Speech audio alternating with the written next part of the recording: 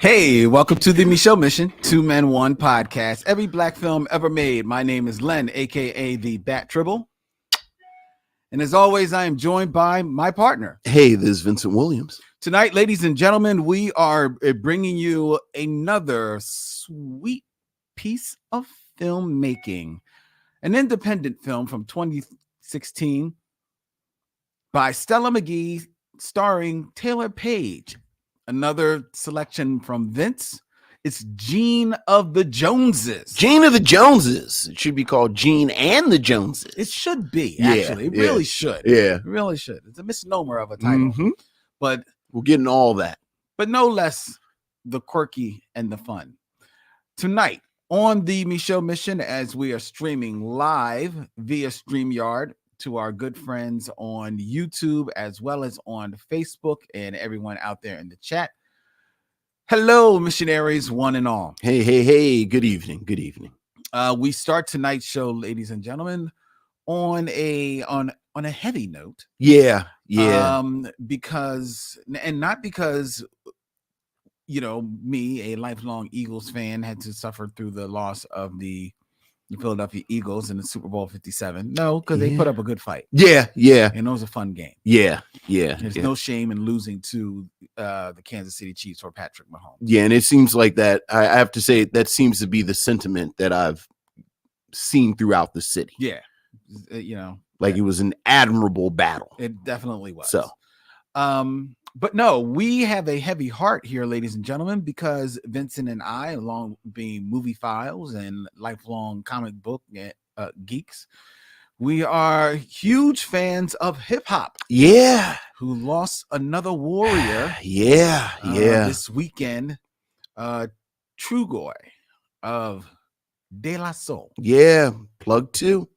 Passed away at the age of 54 years young. Yeah. Yeah, it's heartbreaking, especially when you consider we are weeks away from De La Soul finally, after a very public and very acrimonious battle over their rights to their music. And things had finally gotten resolved. And on 3/3/23, because as all De La fans know, 3 is the magic number. All 6 of their classic albums were going to stream for the first time. So it is heartbreaking that he died. Yeah, right now. Yeah, we don't know from what circumstances he passed away, but we definitely send our condolences to his family and to the universal family of hip hop. Yeah, I think it is not a misnomer to say that De La Soul is definitively one of the premier classic hip hop groups. Oh, no doubt. No doubt. And just on so many levels, like when you think about the pivotal hip hop groups that opened up the potential of what hip hop could be. Yes. You have to have De La Soul within your first couple of paragraphs. You do. There really was hip hop before 3 Feet High and Rising and after 3 Feet High and Rising. And then, some people slept on it, but time has told that their follow-up to that phenomenal album, 3 Foot High and Rising, their follow-up, De La Soul is Dead, is a certified classic as well. Well, I think part of the reason that De La Soul is so beloved within hip hop is because them cats are MCs. Yeah. I think they got that crossover pop success based on a lot of, frankly, superficial elements. The daisies, and they were black hippies and this, that, and the other. But the craft was always there. And as you said, the follow-up album, De La Soul is Dead, it had that infamous or famous cover with the dead daisy on the cover, where they let you know we're not a gimmick. We're not here to make happy, fun dance music. Yeah. We are MCs. And as you mentioned, Whether you're talking about De La Soul is Dead, whether you're talking about Balloon Mind State, which was the follow-up to that, or one of my favorite hip-hop albums of all time, where you going? Stakes is High. Stakes is High. Yeah, De La Soul is your favorite MC's favorite. They Plug 1 and Plug 2, Pasta Noose and Trugoy are some of your favorite MC's favorite MCs. Amen. So amen. Deborah Battle is in the chat talking about she hadn't heard this one. Yeah, it got lost in the Super Bowl news and everybody wondering whether or not Rihanna was pregnant again. Yeah. You know? I don't know if you're not a Super Bowl fan, so you probably don't know this, but Rihanna did the halftime show. That's what I hear. At the Super Bowl. That's what I hear. She was phenomenal. That's what I hear. I love Rihanna. Well, you know what? I like you her. Got your Rihanna halftime show. I did, and I enjoyed it with the rest of the world. All right. Let's get into this. We've got listener mail, ladies and gentlemen. Missives from the missionaries. We've got an email, Vincent, from Ellis Heron. Hey, what's up, Ellis? Hey, guys. I wanted to co-sign with Len about Lynn Whitfield. Okay. I knew her in the Josephine Baker story as well as from the early 90s. And like most guys, there were two reasons why her role was memorable. You figure it out, ladies and gentlemen. Subtle. And you're right that Angela Bassett leapfrogged her. On the other hand, I always felt Halle Berry leapfrogged Angela. I would have put money down that Angela would be the first Black woman to win the Best Actress Oscar. Also, like most Marvel fans, that she was destined to portray Storm in the X-Men movies. Now, yeah, that's true. Now, just as you've pointed out, Viola Davis seems to be on top, or as I like to put it, our version of Meryl Streep. And to piggyback off of last week's movie, Naomi Harris seems to be picking up steam as well. Like Angela Bassett and Lawrence Fishburne in Boys in the Hood and What's Love Got to Do with It, Naomi and Mahershala Ali had a very memorable scene in Moonlight. Yes. So it was great to see them with more screen time together in another good movie. Thank you both for motivating me to finally check out Swan Song. Your boy Ellis from Fort Worth. P.S. Speaking of Black actresses, I recently told my parents that my younger brother, 38 years old, has never seen a Pam Grier movie. They couldn't believe it, so we're arranging an intervention by showing him Coffee. All right. Well, I'm glad you said he was 38. I was going to say Coffee might be. I was saying, I don't know how much I'd want to watch Coffee with my parents. I don't care how old I am, but that's good. But you know, hey, you might want to go to Jackie Brown. Right.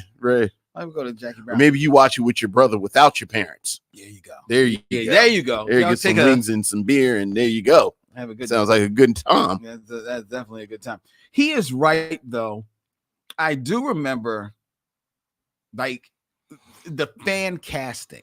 Yeah. Oh, yeah. The X-Men. Yeah, you're right. Was for Angela Bassett to play Storm. Yeah. The reason Halle Berry gets the role is because Halle Berry is the box office name. Sure. At that time. Sure. And because you got to remember, Hugh Jackman, who plays Wolverine, he was an unknown. Yeah. He wasn't even their first Absolutely. choice. Yeah. So Halle Berry was along with Patrick Stewart. How about that? They were really the box office names to get people to go and see this. How movie. About that? Yeah. That's a very good point. And there's an argument to be made that Halle was a bigger name than Patrick. Absolutely. Patrick, right. I hear you saying Patrick Stewart, but yeah.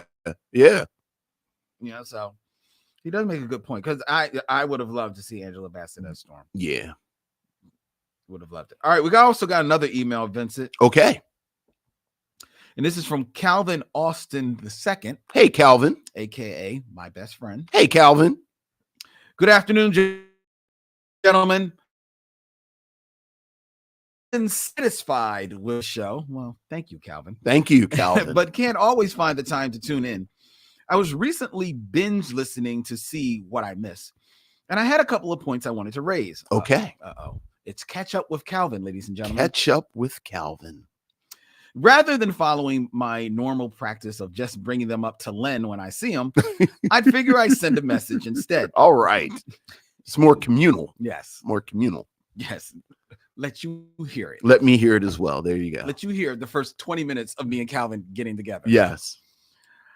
First, I'm glad I waited until after the screening to listen to your review of The Outside Story. Not that you gave it a bad review, but I would not have enjoyed it as much after you gave away some of the more enjoyable aspects of the film. Okay, fair. Secondly, Len. Here it comes. How could you leave Billy D. Williams off of your top 5 people who got replaced in a role, with him famously getting replaced by Tommy Lee Jones as Harvey Dent? Well, there. Well, that's a good point. Good point. Finally, yes, you did make my day when you declared that Hamilton is indeed a Black movie. On the docket. Yes. I have some musings about that, which I'll save for when I'm in the room where it happens. Ah, I see what you did there. As I graciously accept what sounded to me like an invitation to be the special guest when you decide to review it. On the docket. Oh, God. You might have to fight my sister for that role. Honestly, that would be enough. But I do have some ideas for a top 5 and 6 degrees of Derville Martin. Okay. Hey, I had to take my shot. You're probably rolling your eyes at my nonstop Hamilton references at this point, so I will bid you adieu. Because I caught that enough. I caught that, Calvin. I have the honor to be your obedient servant. Nice. C. Austin. Nice. Thank you, Calvin. Yes. Thank you, my friend. Appreciate you. That was a fun email. Yes. Well done. Well done. All right. Yeah, Hamilton. We decided Hamilton's a Black film, didn't we? I mean, we can certainly read it Black. We can read it Black. We can read it Black. I have notes over here for 3-part episode. Gone with the Wind. What? Yeah. So sure, why not? Is the movie that your daughter talked about last night at the screening on there? Look, it's on a list, but talk about that at the staff meeting. Okay. All right, it's a little inside baseball, ladies and gentlemen. All right, we've got a packed show, and so we're going to jump right into some fun for you, ladies and gentlemen. All right, jump into fun. We're going to jump into the top 5. Who's your top 5?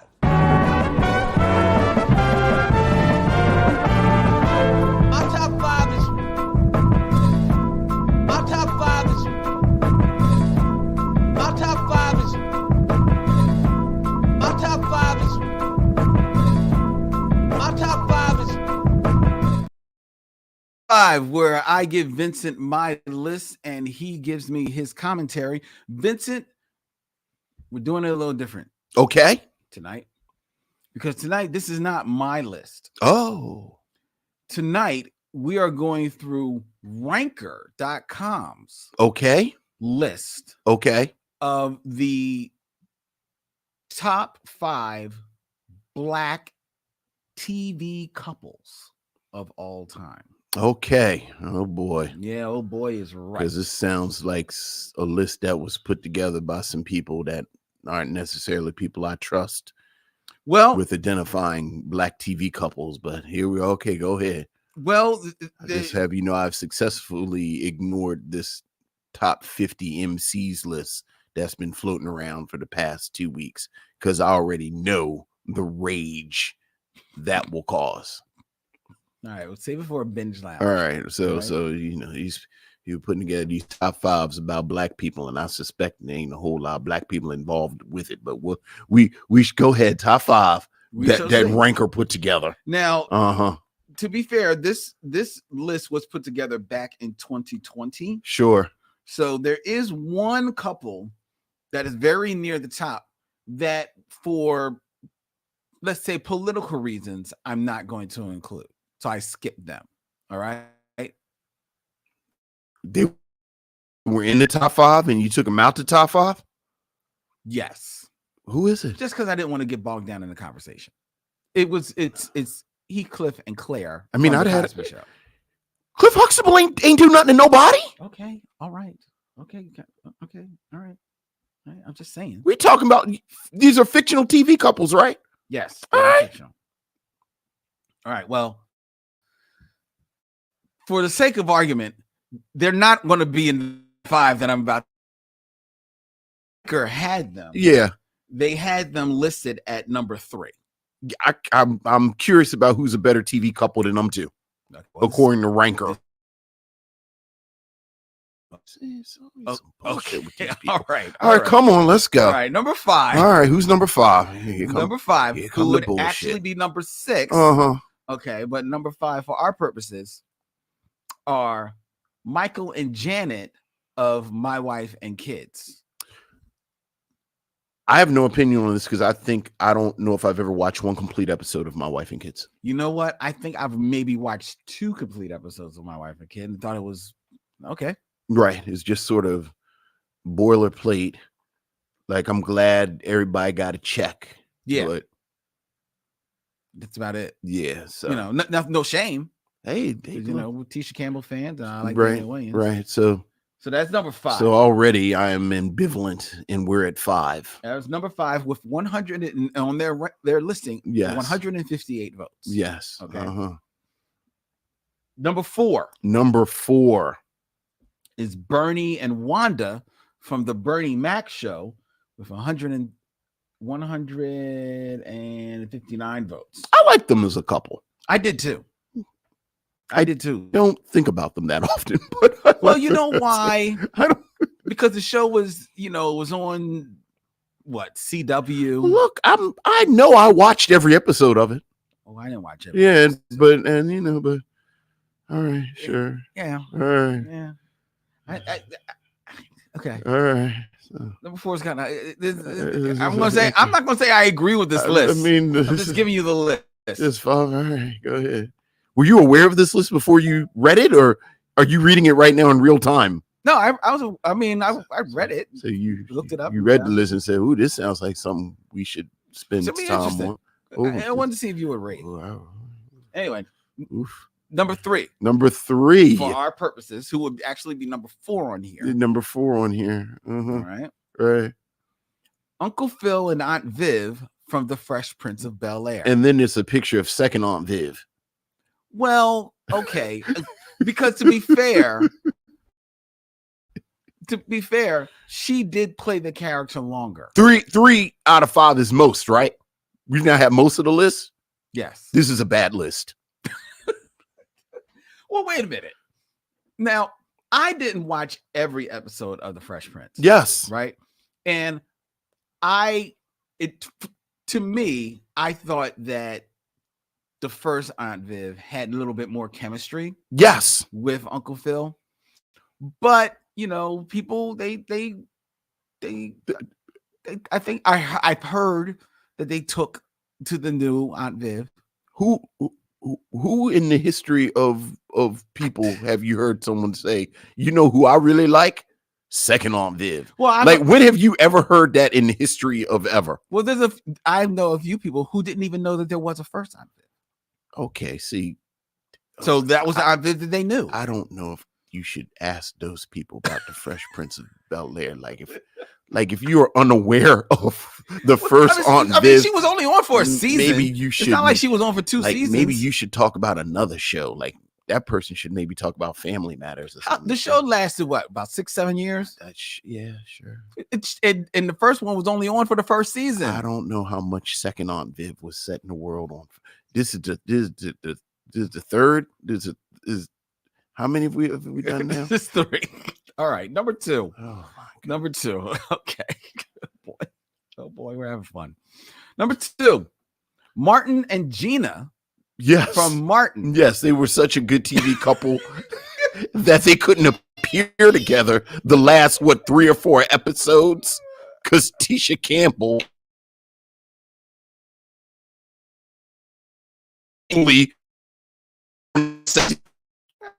this is a terrible list, and I feel like we're wasting time. This is a terrible list. And on a night where both within this episode and outside of this episode with Michelle Mission Business, I feel like we could be doing better with our time right now. There are a lot of people who like Martin and Gina. From the first 2 seasons. You have been apologizing for this whole list. There are people who have seen non-episodes of The Fresh Prince of Bel-Air. Wait a minute. Let me see if you agree with the number one. Yeah, yes. Who's number one? No. Who's number one? So for the record, this list said that Martin and Gina were a better black TV couple than Cliff and Claire. Because you said Cliff and Claire were 3. They were number 3. Martin and Gina were number 2 over Cliff and Claire. Yes. This what we eating up our time with? Cliff and Claire got 200 votes. Martin and Gina got 200. And again, we're talking about as a couple. As a couple. They got 231 votes. So Martin and Gina, where Martin basically said, fine, Gina, I'll marry you. Fine. Yes. All right. Yes. Sure. All right. Who's number one? Number one. Yes, who's number one?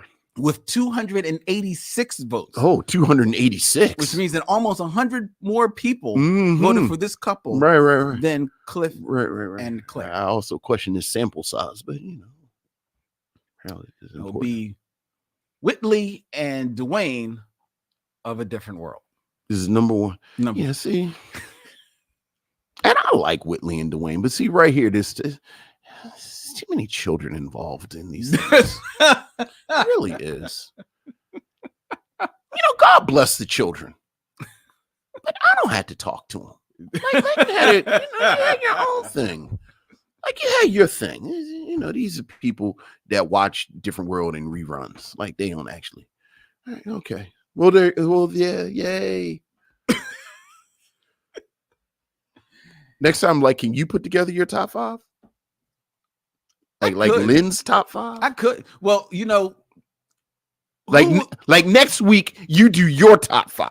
Next week, you want my top 5? Right. Okay, so next week, because the moment is past. Right. Ain't no more top 5 this episode. That's right. This is what you use your top 5 time for. You gave your top 5 time up with this. Okay, so next week, I will do my top. Yes, 5 your top 5 black TV. Right. You farmed it out to Ranker this week. I did. Did Ranker pay us? Or is this a paid advertisement? No. So just free. All right. All right. Top 5. There you go. All right. Yay. Top 5. Okay. Oh, the chat. They are blowing up.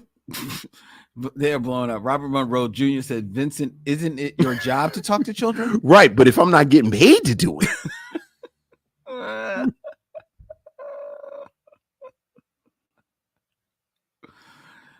Oh, Deborah Battle says, if you wanted the best TV couple, they were on daytime TV. See? Angie and Jesse from All My Children. Angie and Jesse is a contender. That's Debbie Morgan. Yeah. Yeah. That was a black couple right there. I don't know. You don't know, but you all right with second Aunt Viv and Uncle Phil. I'm not all right. That was their ranking. Yes. All right. I mean, would Uncle Phil and Aunt Viv crack my top 5? No. I don't believe that they will crack my top 5. Right. As I'm thinking about it right now, I know who my number 1, I know who my number 2, I know who my number 3 are. And 2 of them are not in this top 5. Mm-hmm. Yeah, me too, which is why you should have done it. Well, I will do it next week. All right, come on, let's get it. Right, so I'm not even going to, I see all of you suggesting people. I'm not even going to go there. I will, next week, we'll present my top 5. We had an opportunity to do it this week. Oh, we did. Yeah, all right. Go ahead. Now, it is time for the Game of Kings. Right. Maybe I'll go grab somebody off the street, let them come do it. That's the key. Where you would be surprised what a person can do with just a sense of touch and a sense of sound.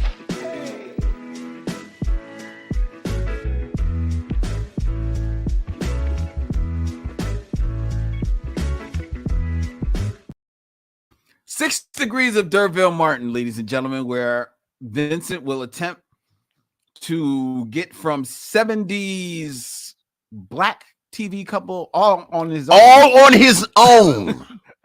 D'Urville Martin. D'Urville Martin and D'Urville Martin.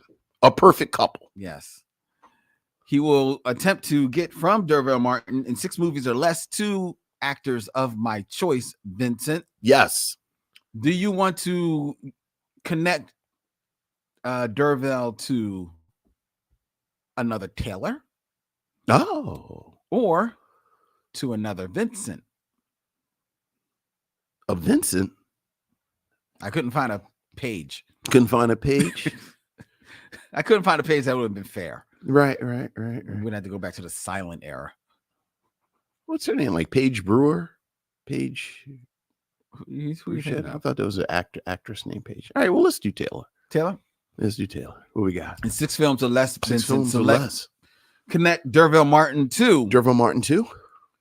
Oh, hit the wrong person. Connected to Taylour Kitsch.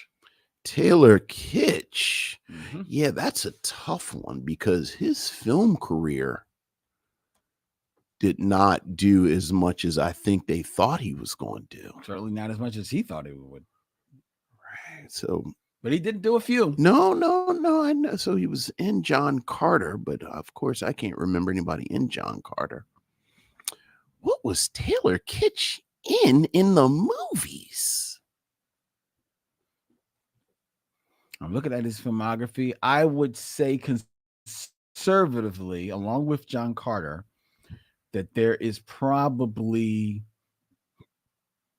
2, perhaps 3 other films on here that you have seen. Taylour Kitsch, what was he in?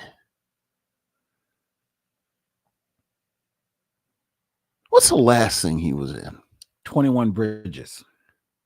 Oh, well, there you go.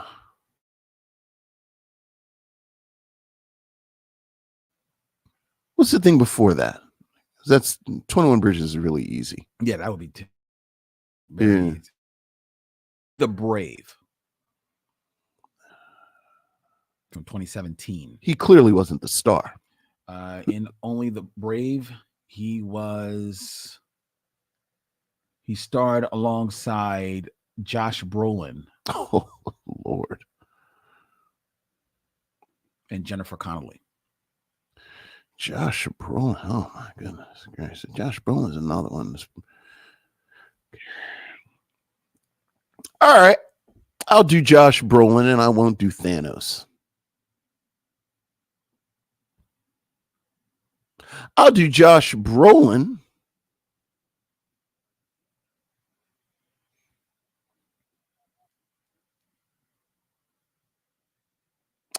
This is how I'll get to Only the Brave with Taylour Kitsch, because I'm going to get to Josh Brolin because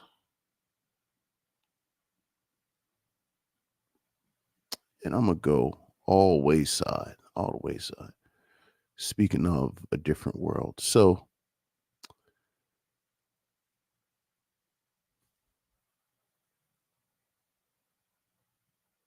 D'Urville Martin is, of course, in Dolomite with Rudy Ray Moore. I'm hoping I'm not about to be too cute. Let's see if I'll run out. Rudy Ray Moore is in Penitentiary 2 with Mr. T. Oh, that's right. Okay. Mr. T is in Rocky 3 with I just watched Carl Weathers. Carl Weathers. I think you're missing a finger. What I said? Rudy Ray Moore to Mr. T. Mr. T. To Carl Weathers. To Carl Weathers. I'm going to run out of fingers because I'm trying to say because I'm getting Josh Brolin. But Carl Weathers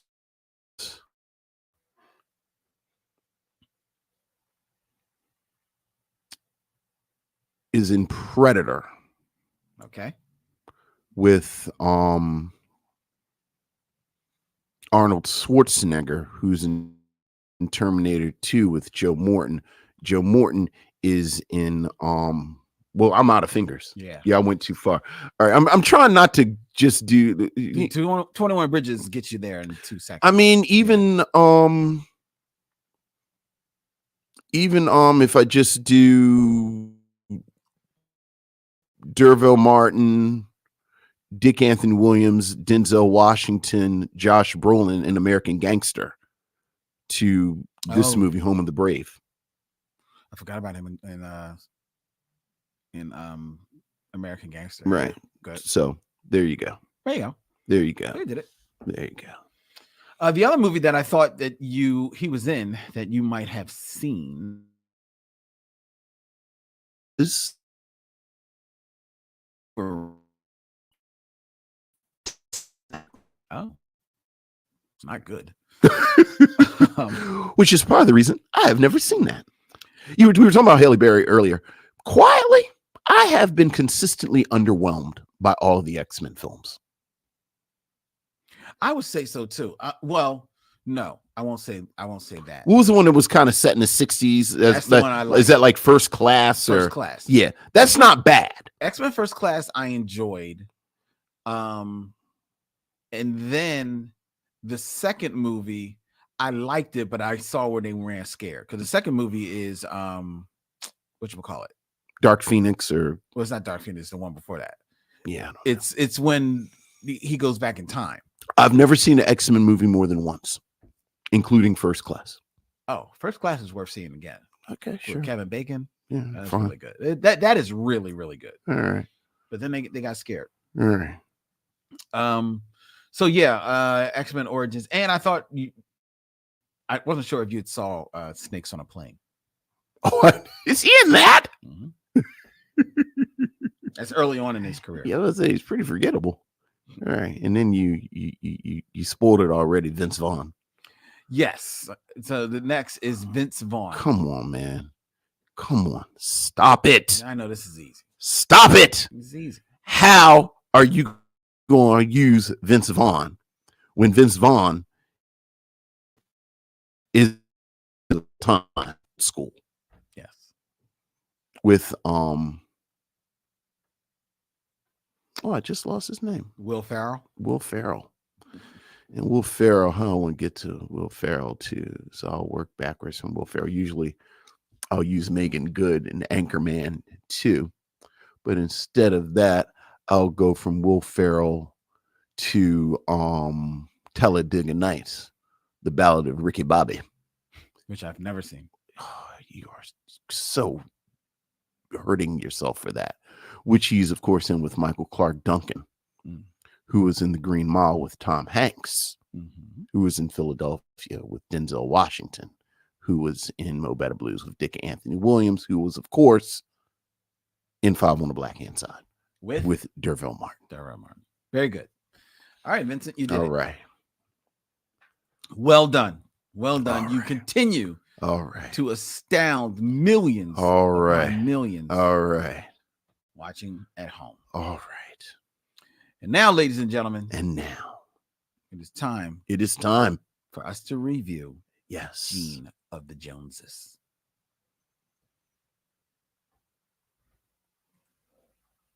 But first, it's time for trailer talk. And tonight, there's no trailer talk. Folks, we got work to do here at Mission Michelle. Yeah, we literally. When is it? I keep thinking it's time to announce things. It's still not time. I think we technically can announce it because there has been like a special project we working on. Right. I don't know if the rollout, because I don't know if the trailer is done. Yeah, I don't know. I don't think the official 100% rollout has come out. Anyway, we got stuff to do tonight, y'all. We're not just dicking around. Like, we actually have stuff to do tonight. Yeah, we do. So usually we would sit and talk, but we got stuff to do. Yeah, because we definitely have stuff to talk about. But we're going to get right into it. We got to get right into it. All right, here we go. Gene of the Joneses, starring Taylour Paige, is a 2016 Canadian-American film written and directed by Stella Meghie in her directorial debut. The synopsis from IMDb. The estranged patriarch of a family dies on their doorstep, leading to a chaotic funeral. Believe me, ladies and gentlemen, that does not do this film justice. Gene of the Joneses, which also stars Michelle Hurst and Sherri Shepherd, was Vincent's selection for this stop on the Me Show mission. Vincent, what say you of Gene of the Joneses? Oh, first, I wanted to ask you, how did this film come across your path? Well, I'm glad you asked, because the answer is I don't remember how I stumbled across this film. I don't know if I caught this film on a humble or if I read some of the reviews and went and looked for it when it showed up on cable a few years ago. But this is a film that I have a real soft spot for. Okay. You know, I've watched Stella Meghie grow, probably most famously for our listeners. She did The Photograph years ago. And I'm so happy every time I see Taylour Paige. And Taylour Paige had a little heat. She was in Zola a few years ago. And as you said, this is a film that is jump-started by the estranged patriarch of the Jones family collapsing at the family home. The Jones family consists of the matriarch, who has kept secrets from her 3 daughters about the breakup of the marriage of her and her husband. And the 3 daughters, you have, I believe, Sherri Shepherd plays the oldest daughter, Maureen. And I say I believe because I think Maureen is older than Janet, who's played by Gloria Rubin. But for the sake of argument, let's just say Sherri Shepherd portrays Maureen, who is the oldest daughter, who we find out has her own challenge with her husband having died before the started. And she is the mother of the other title character, Jean, right, played by Taylour. Woman in, I believe, her mid to late, who apparently was a bit of a literary star, had a great debut novel and has been unable to follow up the success of that first novel, and is a bit, you know, a bit of a muddle in her life. You know, she's just, when the film starts, she's just broken up with her longtime boyfriend, and she's trying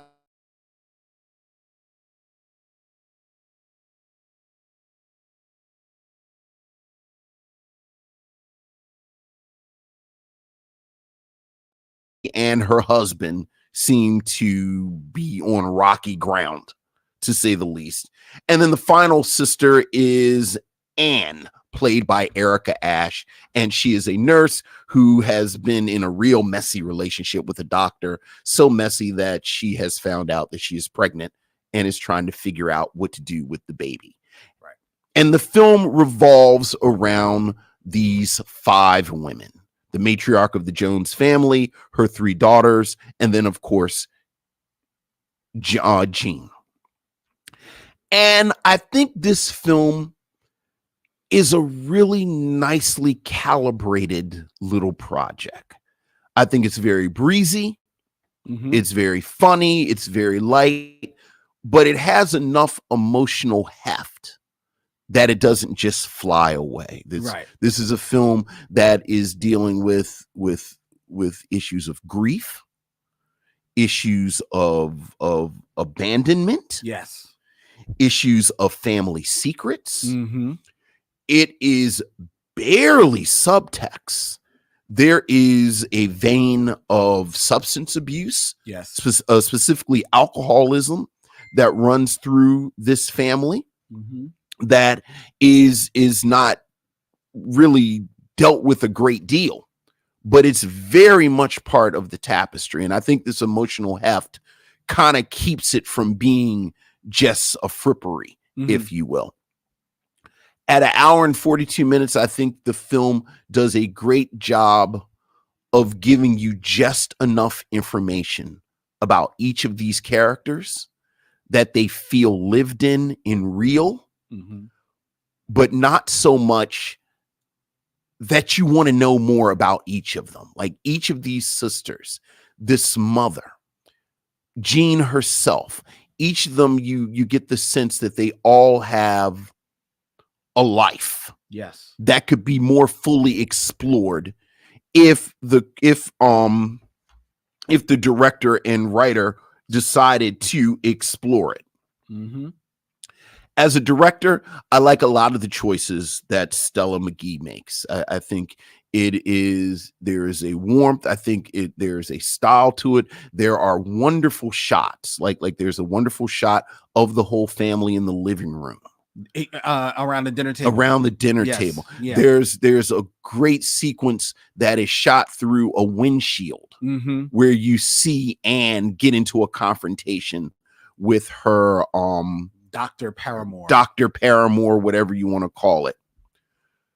The camera loves Taylour Paige. Yes. The camera loves Taylour Paige. Rightfully so. Yeah, I mean she's gorgeous, but she really does have I'm just mean her energy. Right. Yeah. Her energy, like she really does have. Speaking of the energy, this is a film with solid performances throughout. As I mentioned, Michelle Hurst plays the matriarch of the family, and she's wonderful. Yeah, she's wonderful. She has this wonderful Jamaican accent, and she is funny, but at the same time, there is this sadness that is right there with her. Erica Ash is the younger sister, the youngest of the three sisters, has this wonderful kineticism that I think captures a young aunt. You know, the film is from the perspective of Jean. So I love the young aunt, the young uncle. Those of us who are lucky enough to have young aunts, young uncles, who are more like siblings, almost like older siblings. Always love Gloria Reuben. I've loved Gloria Reuben since ER. So I just always happy to see Gloria Reuben. As Jean's love interest in here, Mamadou Athie. He plays Ray Malcolm. And I like Ray. And I like Ray, and I kind of feel for Ray. Like you feel Ray getting pulled into the orbit of this chaos. But Ray's a young man, and this is what happens when you're a young man and you get pulled into this chaos. That's true. These performances, though, I think there are two that really stand out. I think I was so pleasantly surprised by Sherri Shepherd. Me too, right? When you think of Sherri Shepherd, you think of her as a comedian. You think of her as a mainstay of daytime television. Yeah. And she's usually pretty broad. Yes. When you see her. This is such a subtle performance from her. And it's so nuanced. And I wish she would do more of this. Yeah. And it's still funny. Yeah. And then Taylour Paige as Jean is fantastic. She's absolutely fantastic as this young woman trying to figure it out. Man. Yeah. She is funny. She is pretty. She is effortlessly cool. That's the other. Jean is the coolest person on earth. They actually kind of lampshaded at one point where the publisher has given her an advance for her second novel that she never wrote. And she says, I spent up all the money on my clothes. And it's like, yeah, that tracks. Because you're real cool. And she goes through this film. You cannot take your eyes off of her. You want good things for her. You want her to get out of her own way. Yeah. And by the end of the film, the biggest compliment I can give it is that I wanted more of them. Like I wanted more. I wanted to see where this family, the Joneses. where I wanted to see keep up with the Joneses. I wanted to keep up with the Joneses. Yeah, I feel you.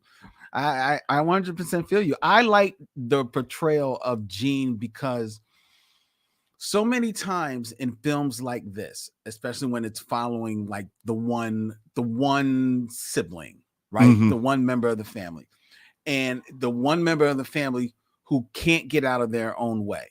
and they can't get out of their own way because their life is such a problem. It is just like, it is like every worst nightmare is happening to them in their life.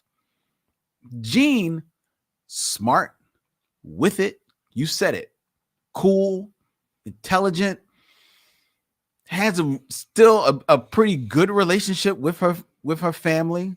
You know, it's not, you know, there are bumps there, the normal bumps that you feel, but you never feel like her life is just a tragedy. Right. You just feel like, you know, okay, she still got to put some things together, you know, but she's obviously finding her way. She obviously is smart. You don't get an advance for a book if you don't know what you're doing. Right. You know, that you haven't shown that you can put 2 and 2 together. Right. So it's just a matter of her, you know, putting some other things together. And in the midst of trying to do that, she also takes on the task of stitching back together her family, who are like, you can see the threads pulling apart with them, and you can see her in real time just kind of like stitching them all back together, and that helps her kind of find her way back to where to her center. And I thought it was just really fun, smart. I enjoyed as smart and witty as she is in this film. I enjoyed her physical comedy. There's a scene where she is in the graveyard and she takes an L. Dude, I rewound that scene 3 times because I cracked the hell up every time. Because the first time I missed it and she was just getting up. I was like, what the hell happened? Yeah. And then I rewound it. I was like, oh my God, I'm like, she does a pratfall. It's like worthy of the greats of all time. Yeah. So I enjoyed her. You know, Sherri Shepherd, like you said, it was like, oh, okay, Miss Shepherd, I see what you're doing now. I thought it was very interesting that while she's playing one of the sisters, she is also playing Jean's mother. And because at first I was going to say, are they trying to play her as the youngest? But then I saw the relation. And I like their chemistry together, you know, and I like Shepherd actually came off motherly, but like we noted, she's still funny. Oh yeah, she's still top notch. But there is a absolute spot on scene near the end of the film when the two of them lie in bed together. Yeah, a well shot, a beautifully shot film, beautifully shot. I mean, this is a beautiful movie. Yeah. But that scene right there, man, it's like, it's the best of every mother-daughter relationship, right? It is just compact right in that one scene, and I loved it. I loved the two of them in this film. I loved everybody else in this movie, but like you said, you know, there are no bad performances, none whatsoever, and Taylour Paige shines above them all. But there's a scene where Gloria Reuben is confronted because all things happen at this funeral. Right. And she is confronted at this funeral by her estranged husband. And she is reading him the riot act. And in the midst of reading him the riot act, she does this strange pirouette. And I was like, I don't know what she just did, but that's just absolutely delightful. Yeah. And I was just giddy about that. I was really, really just like, oh, okay, Gloria, I see you. Because she is very Gloria Reuben in here, but she's having fun as well. Right. It's almost like the reverse of what's going on with Sherri Shepherd. Exactly. Like you get to see Gloria Reuben loosen up a little bit. Exactly. Yeah. And I was here for it. Yeah. I was here for it. And you're right. The worst thing that could be said about this movie is I want to keep up with the Joneses. Yeah. Like the romance that happens in this, because it's loosely a romance comedy, but rom-com between Jean and I forget the guy's Ray. Right. Mhm. But that is very like third level story wise here, right? And it still feels true. So in the way it develops, I appreciate it. I don't know if the average dude would have stick around as long as Ray did, but well, much like Love Jones, I wouldn't necessarily go out and buy a 10-year anniversary gift for this couple right now. Right. Say I knew one day I'd be at this dinner on the 10-year anniversary of your wedding, and I bought this the day that you told me that. Yeah, I don't know if you do that for this couple. Yes. And unless you didn't, you missed that, ladies and gentlemen. That's the reason why there hasn't been a Love Jones 2. Right. So anyway, right. But yeah, but that's definitely, you like it. It's cool. It's cute. They got to meet cute. And then they get back together. They hook up a couple of times in the movie, and it feels earned. It's lovely. Mm-hmm. Yeah. But you just want to keep up with these women. Yeah. You just want to keep up with this family, how they learn about their family history, the secrets that are revealed. Yeah. And I appreciated the way that they learned that, and I appreciated the honesty of those moments. Yeah. Because this is a movie that definitely wants to be a comedy first, but still tries to, like you said, finds a way to actually have genuine heart and concern, and some definitely, like, there are moments that are meant to land a little heavier, and this movie gives those moments the space that it needs. Yeah. And I appreciate it. And it's not a film that got a lot of play, so that's why we're kind of playing a little fast and loose with some of the plot, because we want people to see this. I want people to see this. Yeah. I usually watch most movies with my lady, and we weren't able to watch this one together. But I can't wait for her to sit down and watch this film, because I know she will absolutely love this movie. This was spot on. Thank you, Vince, for presenting this. Oh, well, my pleasure. My pleasure. And I think it's a film that rewards multiple viewings. Frankly, this is my second time seeing it. Mm-hmm. And much like you have already made a date for it, because I could have swore I saw this with Wendy, but apparently I didn't. So I said, okay, we'll have to watch it again, because there are these wonderful subtle touches. Mm-hmm. I mentioned the fact that there is this vein running through with all of the women about their issues with alcoholism. Yeah. I think there are issues about about Taylour, about Jean's grandmother, the matriarch of this family, and her relationship with her husband, that you get just barely a hint of. Like I'm putting together a theory now about these sisters and this mother that I'm not quite, like, I need to watch it one more time, because I actually have a theory about one of the sisters, and so but it's cool the way that plays out, like the Michelle Hurst's character, the matriarch, and her relationship with her husband, or her estranged husband, that she purposefully kept at more than an arm's distance from them, right? But there's a reality to that, because I think about it, and maybe you don't have this, because you've often shared stories about your grandparents here on the show, but I knew my grandparents, loved my grandparents a great deal, and know some things over the years about them personally. But I don't have all the tea, right? Oh. And I would hasten to bet that, like, my mom's mom, she had 11 kids. Probably only 2 of them got the full tea from my grandma. I think that is 100% my experience as well. I think so much of what we see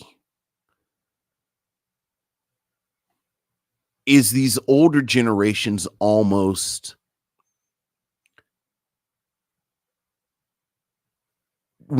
I don't even want to say want to deny what happened, but it gets to the point where you don't acknowledge it for so long that it almost disappears. And one of the really smart moves that this film makes is that Jean is the one.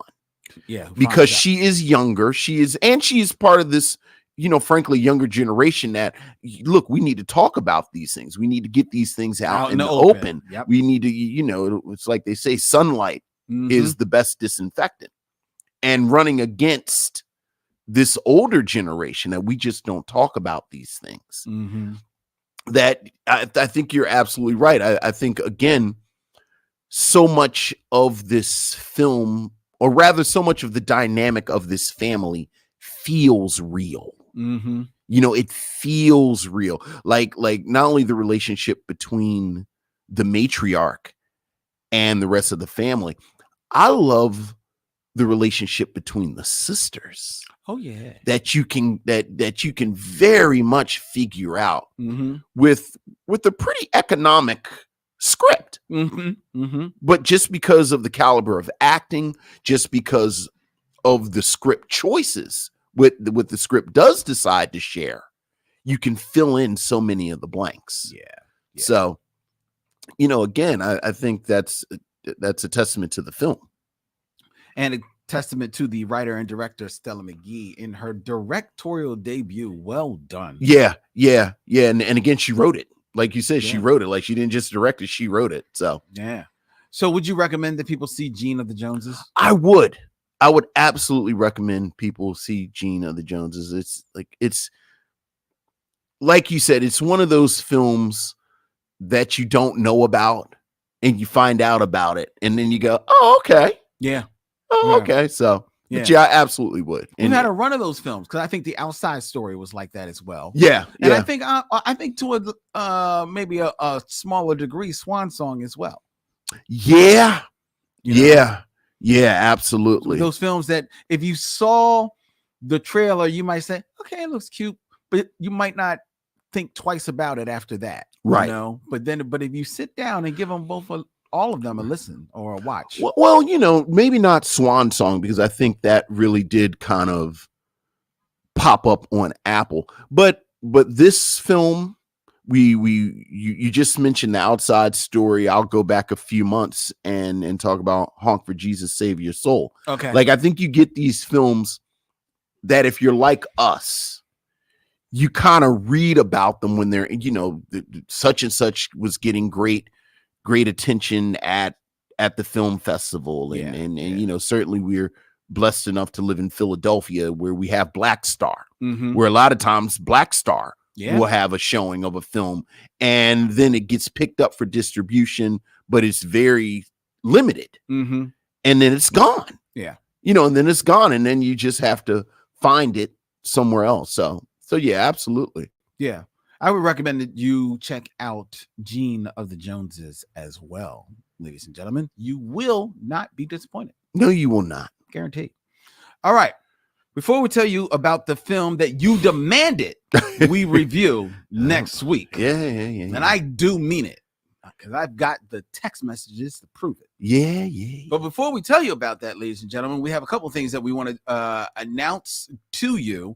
The first is that Vincent and I are doing another screening. Another screening, you say? Yes, we are doing another screening, and that will be on Tuesday, February 28th, where we will be screening A Warm December. Yes. The Sidney Poitier film from 1970 will be screening at the Bryn Mawr Film Institute on Tuesday, February 28th at 7 p.m. here at Bryn Mawr. Tickets are on sale now, ladies and gentlemen.